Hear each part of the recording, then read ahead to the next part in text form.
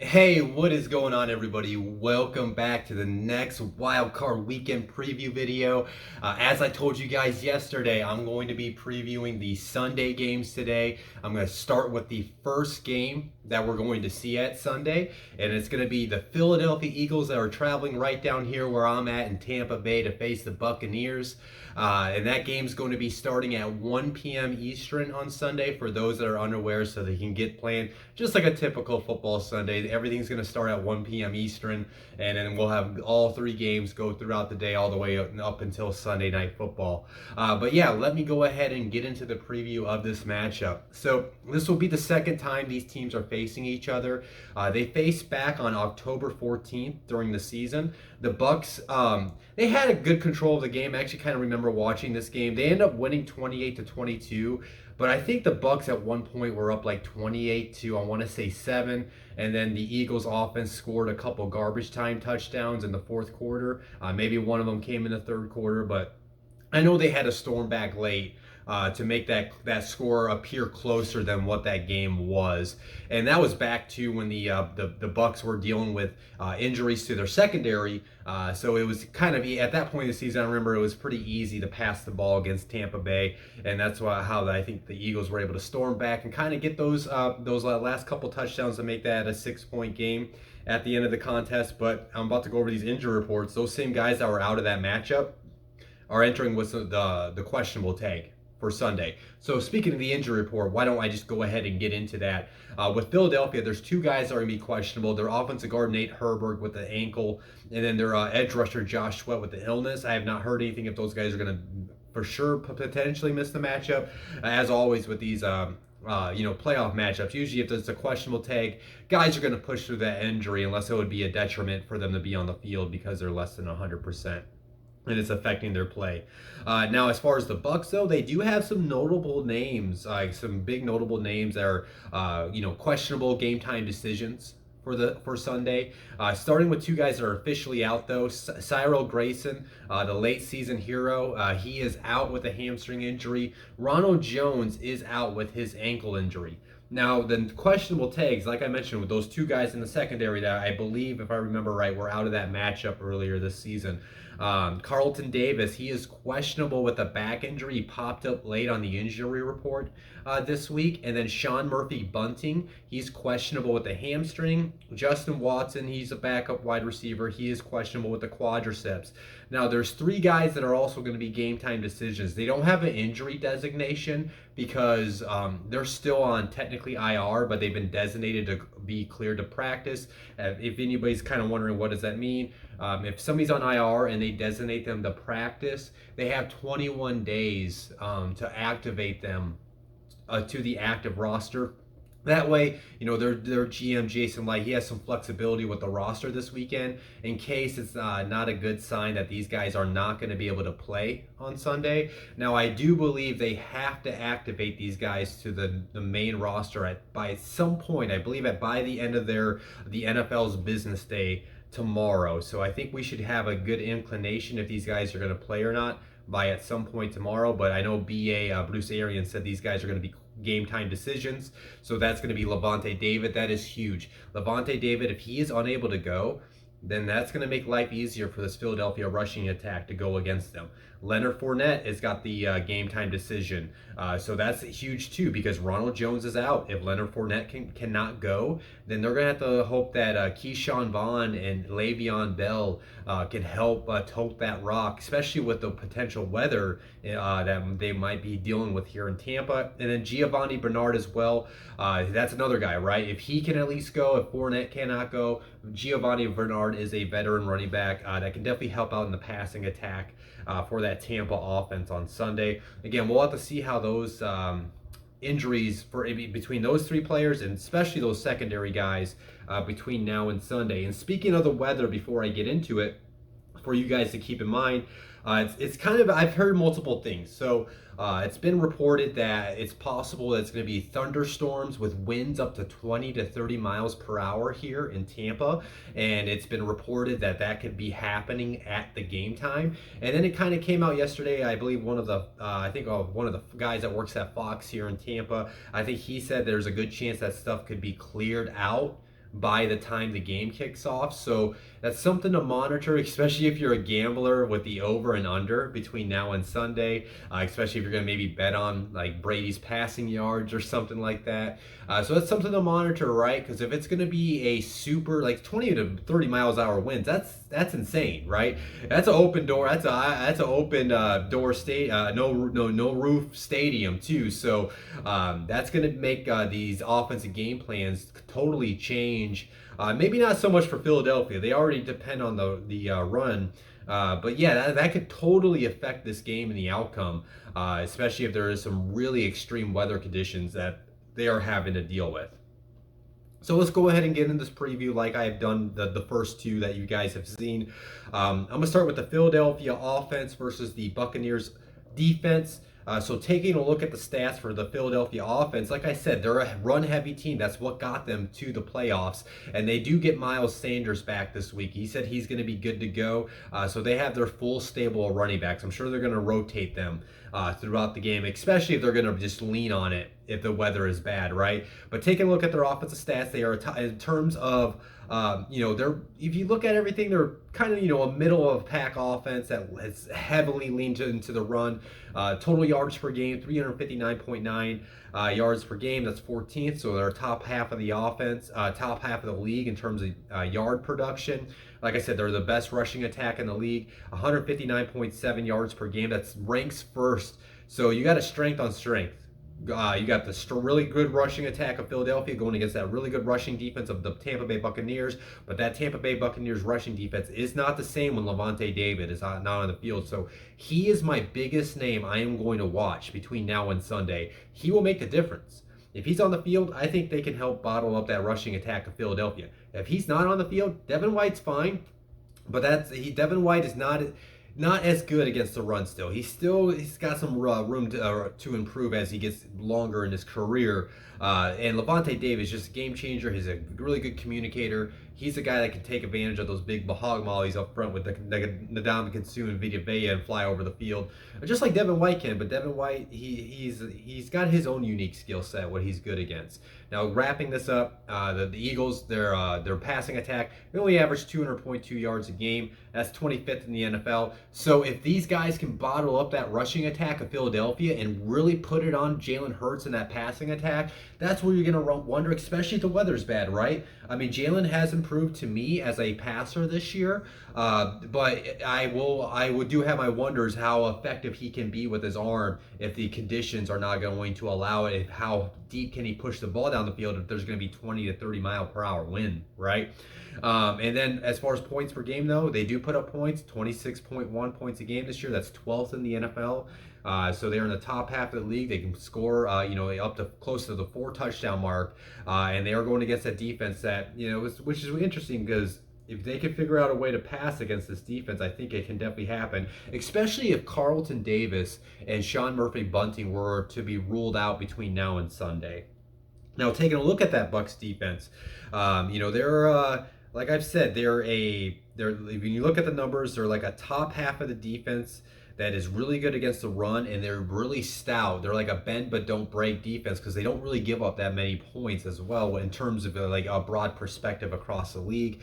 Total yards per game that they give up, 331.5. That ranks 13th in the NFL. Like I said, really stout against the run. They only give up 92.5 yards per game. That's ranks 3rd in the NFL. And then their passing yards per game, they give up 238.9. That's 20th in the NFL. That's all right. And then their points per game, though, 20.8. That's tied for 5th best in the NFL. So they're top 5 as far as allowing points per game. So that's where they're going to have to do is they're going to, have to bottle up that rushing attack. And then if the Philadelphia can get a couple of drives where they're going against them, it's going to be interesting to see if they can do that bend but don't break type of offense. So again, if you look at Philadelphia, they're going to have to lean on their strengths. What got them here? It's the RPO game with Jalen Hurts and his stable backs. Because I like Miles Sanders, but they're probably going to work in Boston Scott, Jordan Howard. They're probably going to work in Kenneth Gainwell as well. So You're going to see a heavy dose of those names I just listed off.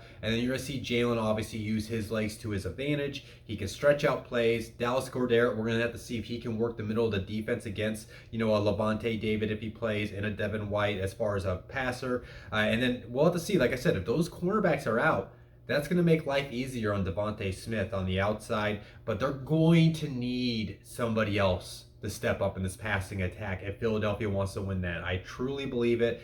So whether it's Jalen Reagor having like a breakout performance in the playoffs, which would be extremely out of nowhere, or maybe like a Greg Ward, a random guy in their wide receiver room like that, they're gonna need somebody else outside of Dallas Goedert and Devontae Smith to step up.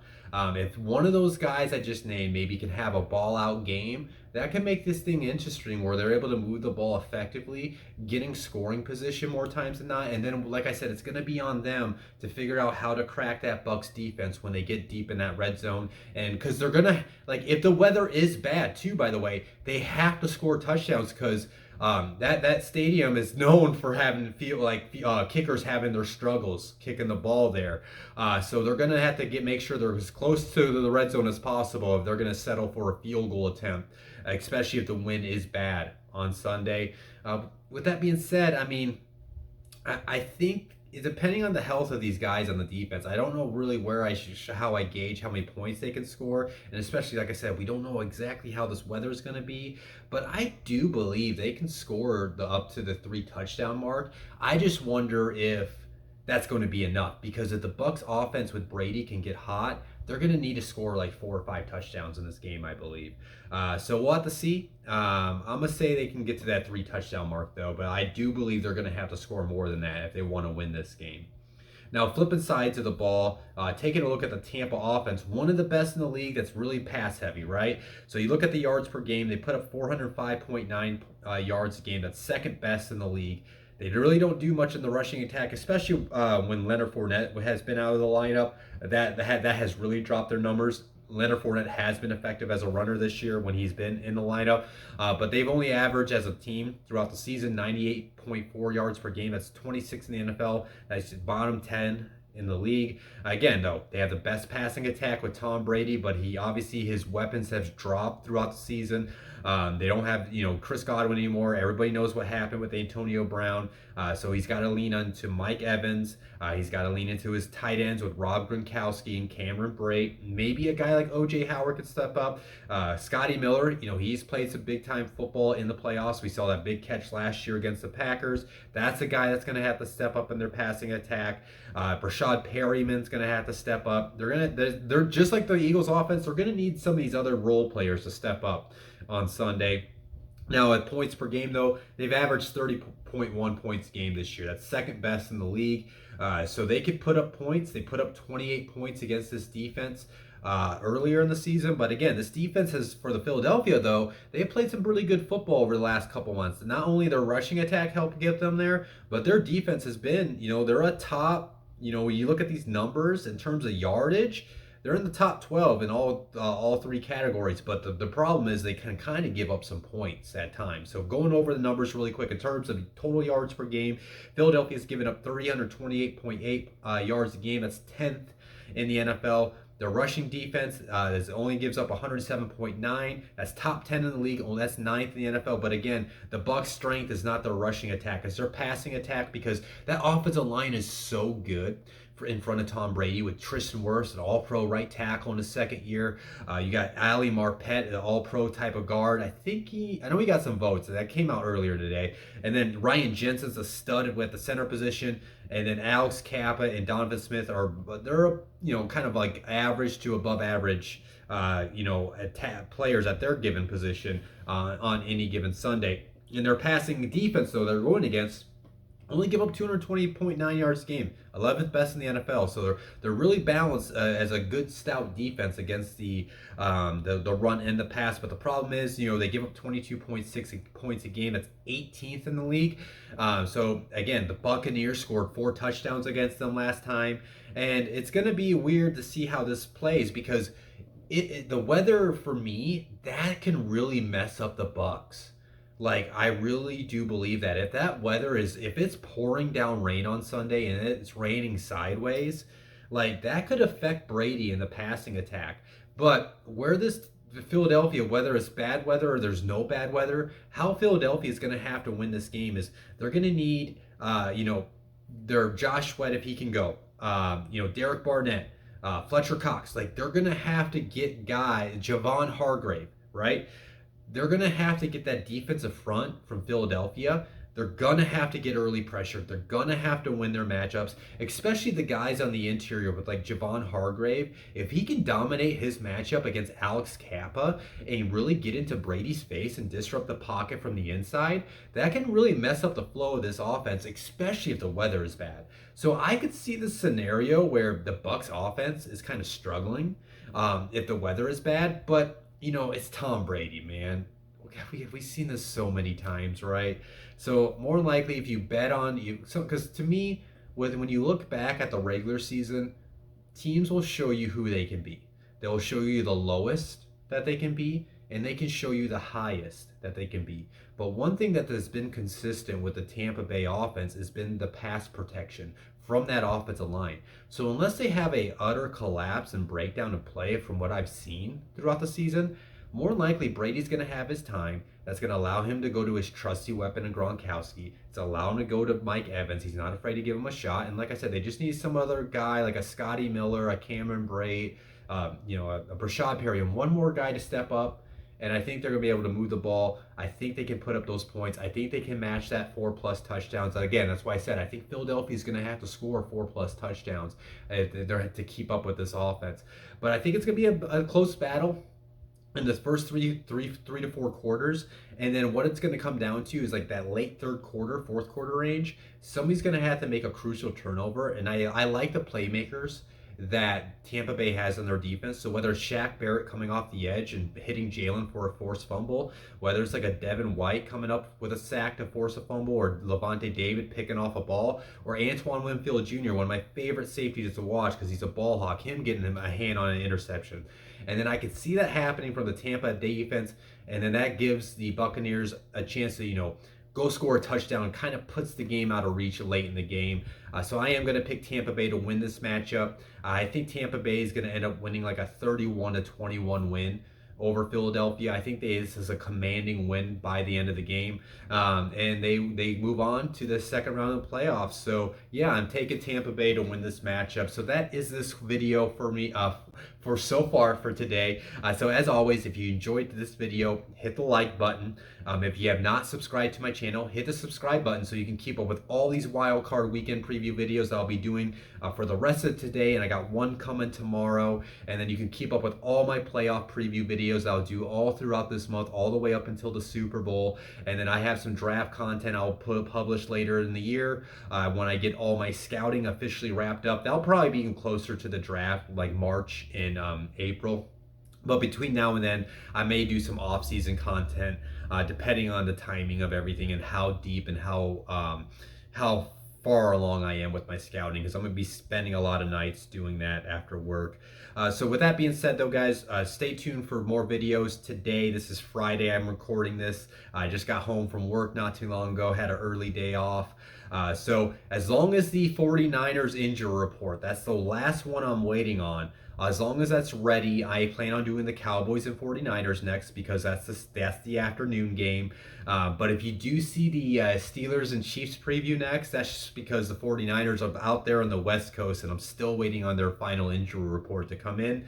But either way, both videos will be out tonight, so stay tuned for that. I'm going to get off here so I can get this video up for you guys. So I'll talk to you guys soon. Again, hit that like button, hit the subscribe button. Talk to you guys later.